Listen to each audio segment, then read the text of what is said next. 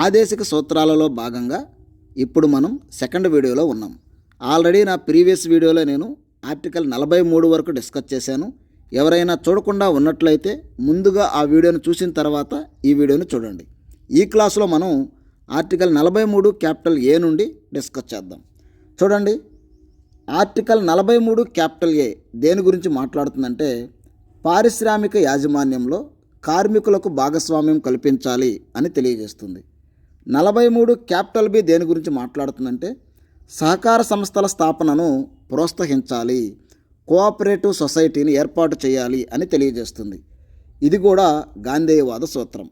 దీనికోసం ప్రభుత్వం చేసిన పని ఏంటంటే 2012లో 97వ రాజ్యాంగ సవరణ ద్వారా సహకార సంస్థలకు రాజ్యాంగ ప్రతిపత్తి కల్పించింది. Next article 44. ఆర్టికల్ 44 దేని గురించి మాట్లాడుతుందంటే యూనిఫామ్ సివిల్ కోడ్ గురించి మాట్లాడుతుంది. యూనిఫామ్ సివిల్ కోడ్ అన్నా, కామన్ సివిల్ కోడ్ అన్నా, ఉమ్మడి పౌరస్మృతి అన్నా, ఏక పౌరస్మృతి అన్నా ఒకటే మీనింగ్ కిందకు వస్తుంది. అనగా దేశవ్యాప్తంగా ఈ కామన్ సివిల్ కోడ్ని అమలు చేయాలి అని తెలియజేస్తుంది. మరి ఏ ఏ విషయాలలో అమలు చేయాలి అంటే నెంబర్ 1 వివాహ విషయంలో, నెంబర్ 2 విడాకుల విషయంలో, నెంబర్ 3 భరణం పొందే విషయంలో, నెంబర్ 4 పిల్లలను దత్తత తీసుకునే విషయంలో, నెంబర్ 5 వారసత్వ ఆస్తిని పంచే విషయంలో. ఈ 5 విషయాలలో దేశవ్యాప్తంగా అన్ని మతాల వారికి ఒకటే నియమం ఉండాలి అని తెలియజేస్తుంది.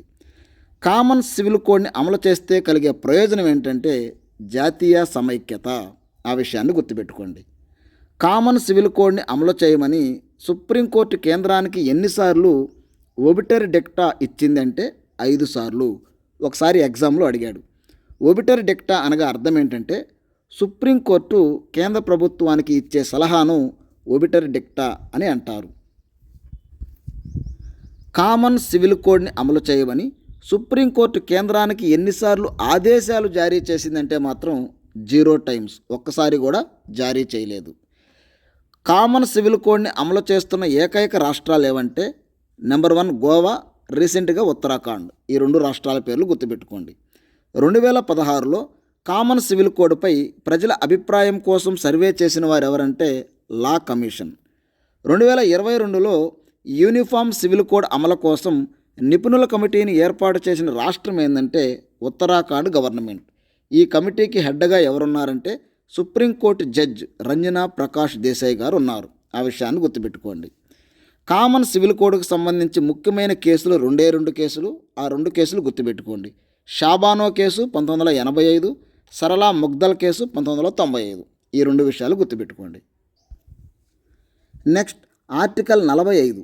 ఆర్టికల్ 45 దేని గురించి మాట్లాడుతుందంటే 0 నుంచి 6 సంవత్సరాల లోపు పిల్లలకు పూర్వ ప్రాథమిక విద్యను అందించాలి అని తెలియజేస్తుంది.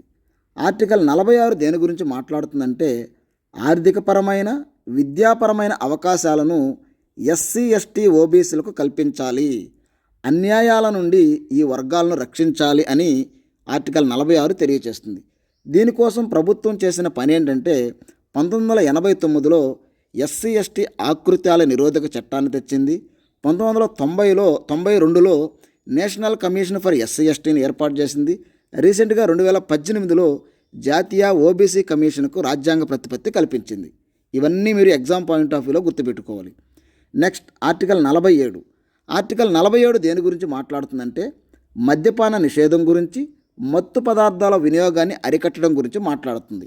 ఇది కూడా గాంధేయవాద సూత్రం. Next article 48. ఆర్టికల్ 48 దేని గురించి మాట్లాడుతుందంటే గోవధను నిషేధించాలి, వ్యవసాయం మరియు పశు గణాభివృద్ధిని ఆధునిక పద్ధతిలో అభివృద్ధి చేయాలి అని తెలియజేస్తుంది. గోవధను నిషేధించడం అనేది గాంధేయవాద సూత్రం, వ్యవసాయ పశుగణాభివృద్ధిని అభివృద్ధి చేయడం అనేది ఉదారవాద నియమం. ఈ విషయాన్ని గుర్తుపెట్టుకోండి. నెక్స్ట్ ఆర్టికల్ 48 క్యాపిటల్ ఏ. ఆర్టికల్ 48 క్యాపిటల్ ఏ దేని గురించి మాట్లాడుతుందంటే పర్యావరణ పరిరక్షణ గురించి మాట్లాడుతుంది. దీనికోసం గవర్నమెంటు రీసెంట్గా 1980లో అడవుల సంరక్షణ చట్టాన్ని తెచ్చింది. అంటే అడవులను రక్షించడం, వన్యప్రాణులను రక్షించడం దీని యొక్క ప్రధాన పని. Next article 49. ఆర్టికల్ 49 దేని గురించి మాట్లాడుతుందంటే జాతీయ చారిత్రక ప్రాధాన్యత గల కట్టడాలను సంరక్షించడం. ఎగ్జాంపుల్ తాజ్మహల్, చార్మినార్ వంటి చారిత్రక కట్టడాలను రక్షించాలి అని ఆర్టికల్ 49 మాట్లాడుతుంది. దీనికోసం ప్రభుత్వం చేసిన పని ఆర్కియాలజికల్ సర్వే ఆఫ్ ఇండియాని ఏర్పాటు చేసింది, ప్రముఖ ప్రదేశాలను సంరక్షించడం కోసం. నెక్స్ట్ ఆర్టికల్ 50 దేని గురించి మాట్లాడుతుందంటే కార్యనిర్వాహక శాఖ నుండి న్యాయశాఖను వేరు చేయాలి. ఆల్రెడీ ఇండియాలో కార్యనిర్వాహక శాఖ నుండి న్యాయశాఖను ఎప్పుడో వేరు చేశారు.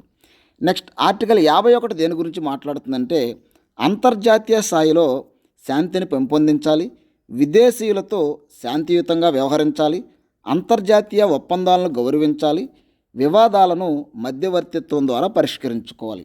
ఇవన్నీ కూడా చాలా చాలా ఇంపార్టెంట్. ఆర్టికల్ 36 నుంచి 51 వరకు ఆదేశిక సూత్రాలన్నీ గుర్తుపెట్టుకోవాలి. ఓకే. నెక్స్ట్ ఆదేశిక సూత్రాలకు ప్రాథమిక హక్కులకు మధ్య తేడాలేందో మనం గుర్తుపెట్టుకోవాలి. చూడండి, డిపిఎస్పి అంటే ఇవి ఆదేశిక సూత్రాలు, ఎఫ్ఆర్ అంటే ఫండమెంటల్ రైట్స్. ఈ రెండింటి మధ్య డిఫరెన్స్ రాశాను చూడండి. ఆదేశిక సూత్రాలను మనం ఐర్లాండ్ నుంచి గ్రహించాం, ప్రాథమిక హక్కుల్ని అమెరికా నుంచి గ్రహించాం. ఆదేశిక సూత్రాలకు న్యాయ సంరక్షణ లేదు, ప్రాథమిక హక్కులకు న్యాయ సంరక్షణ ఉంది. నేషనల్ ఎమర్జెన్సీ టైంలో ఆదేశిక సూత్రాలు సస్పెండ్ కావు. నేషనల్ ఎమర్జెన్సీ టైంలో ఆర్టికల్ 20, 21 తప్ప మిగతావన్నీ సస్పెండ్ అవుతాయి. ఆదేశిక సూత్రాల అమలు కోసం పార్లమెంటు చట్టాలు చేయాలి. ప్రాథమిక హక్కుల అమలు కోసం పార్లమెంటు చట్టాలు చేయాల్సిన అవసరం లేదు. ఆదేశిక సూత్రాలు సకారాత్మకమైనవి, ప్రాథమిక హక్కులు నిరపేక్షం కానివి అంటే పరిమితమైనవి. ఆదేశిక సూత్రాలు రాజ్యాంగంలో 4వ భాగంలో ఉన్నాయి, ప్రాథమిక హక్కులు రాజ్యాంగంలో 3వ భాగంలో ఉన్నాయి. ఆదేశిక సూత్రాలు ఆర్థిక సాంఘిక ప్రజాస్వామ్యాన్ని పెంపొందిస్తాయి, ప్రాథమిక హక్కులు రాజకీయ ప్రజాస్వామ్యాన్ని పెంపొందిస్తాయి. ఆదేశిక సూత్రాలు సామాజిక పరమైనవి, ప్రాథమిక హక్కులు వ్యక్తిగతమైనవి. ఇవన్నీ ఎగ్జామ్ పాయింట్ ఆఫ్ వ్యూలో చాలా చాలా ఇంపార్టెంట్, గుర్తుపెట్టుకోవాలి. ఓకే. నా నోట్స్ యొక్క ముఖ్య ఉద్దేశం ఏంటంటే అతి తక్కువ టైంలో ప్రిపేర్ అయ్యే విధంగా నోట్స్ తయారు చేశాను, దాన్నే మీకు నేను ఎక్స్ప్లెయిన్ చేసుకుంటూ వెళ్తున్నాను, గుర్తుపెట్టుకోండి. ఓకే. నెక్స్ట్ ఆదేశిక సూత్రాలపై ముఖ్యమైన కామెంట్స్ చూడండి. ఆదేశిక సూత్రాన్ని లక్ష్యాలు ఆశయాలు మేనిఫెస్టోగా వర్ణించినది ఎవరంటే కేసీ వేర్. ఆదేశిక సూత్రాలని ఆదేశిక సూత్రాలు నూతన సంవత్సరం ప్రారంభమయ్యే ముందు తీసుకునే నిర్ణయాలు అని ఎవరన్నారంటే నసీరుద్దీన్. ఆదేశిక సూత్రాలను 1935 యాక్ట్లోని ఇన్స్ట్రుమెంట్ ఆఫ్ ఇన్స్ట్రక్షన్స్తో పోల్చింది ఎవరంటే డాక్టర్ బిఆర్ అంబేద్కర్. ఆదేశిక సూత్రాలు ఆర్థిక సాంఘిక ప్రజాస్వామ్యాన్ని పెంపొందిస్తాయి అని అన్నది ఎవరంటే డాక్టర్ బిఆర్ అంబేద్కర్. ఆదేశిక సూత్రాలు సాంఘిక విప్లవ భావాలు అంతర్గతంగా ఉన్నాయి ఆదేశిక సూత్రాలలో అని అన్నది ఎవరంటే డాక్టర్ బిఆర్ అంబేద్కర్. ఆదేశిక సూత్రాలను పోస్ట్ డేటెడ్ చెక్కుగా అభివర్ణించింది ఎవరంటే కేటీ షా. ఆదేశిక సూత్రాల వలన కేంద్రానికి రాష్ట్రానికి, ప్రధానమంత్రికి రాష్ట్రపతికి, ముఖ్యమంత్రికి గవర్నర్కి వివాదాలు వస్తాయి అని అన్నదెవరంటే కె సంతానం. ఆదేశిక సూత్రాలు పవిత్రమైనవి, ఆదేశిక సూత్రాలకు ఖచ్చితమైన తత్వం లేదు, ఆదేశిక సూత్రాలు సాంప్రదాయమైనవి అని అన్నదెవరంటే ఐవర్ జెన్నింగ్స్. ఇవన్నీ ఎగ్జామ్ పాయింట్ ఆఫ్ వ్యూలో ఇంపార్టెంట్ అండి, ముఖ్యమైన కామెంట్స్ ఇవన్నీ గుర్తుపెట్టుకోవాలి. నెక్స్ట్ ఆదేశిక సూత్రాలను అమలు చేస్తే ఇండియా భూతల స్వర్గం అవుతుంది అని అన్నదెవరంటే ఎంసి చాగ్లా. నెక్స్ట్ ఆదేశిక సూత్రాలు ఒక క్రమ పద్ధతిలో లేవు, అర్థం కాకుండా ఉన్నాయి, అహేతుకమైనవి, అయోమయంగా ఉన్నాయి అని అన్నదెవరంటే శ్రీనివాసన్. ఆదేశిక సూత్రాలలో సాంఘిక విప్లవ భావాలు స్పష్టంగా కనబడుతున్నాయి అని ఎవరన్నారంటే గ్రాన్విన్ ఆస్టిన్. ఆదేశిక సూత్రాలు రాజ్యాంగానికి ప్రాణం పోసేవిగా ఉన్నాయి అని అన్నదెవరంటే ఎల్ఎం సింఘ్వి. ఆదేశిక సూత్రాలు directive principles are state policy are torch light అని అన్నదెవరంటే ఎంసి సేతల్వాడ్. ఆదేశిక సూత్రాలు చెత్త బుట్ట వంటివి అని ఎవరన్నారంటే కృష్ణమాచారి. ఇవన్నీ కూడా ఇంపార్టెంట్ కామెంట్స్. నెక్స్ట్ స్వభావం ఆధారంగా ఆదేశిక సూత్రాలను మనం 3 రకాలుగా వర్గీకరించారు.